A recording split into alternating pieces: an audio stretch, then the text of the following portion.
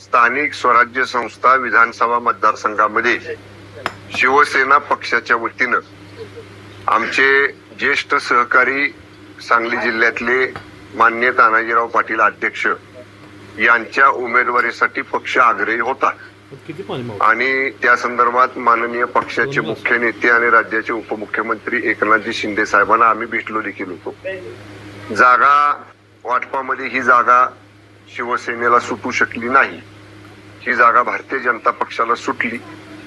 पण आम्ही अर्ज माननीय तानाजीराव पाटील अध्यक्षांनी अर्ज भरलेला होता, पण अर्ज भरतानाच त्यांनी सांगितलं होतं की पक्षाचा निर्णय मला मान्य राहील। त्याप्रमाणे मान्य अध्यक्ष तानाजीराव पाटलांची पक्षाचे मुख्य नेते आणि राज्याचे उपमुख्यमंत्री आदरणीय एकनाथजी शिंदे साहेबांच्या बरोबर चर्चा झाली।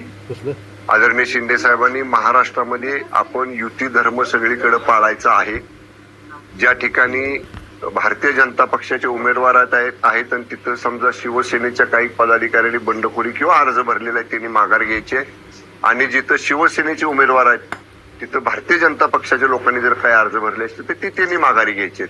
युती धर्म पाळण्याच्यासाठी माननीय पक्षाचे मुख्य नेते एकनाथजी शिंदे साहेबांच्या आदेशाप्रमाणे तानाजीराव पाटील अध्यक्षांनी आज आपली उमेदवारी मागे घेतलेली आहे।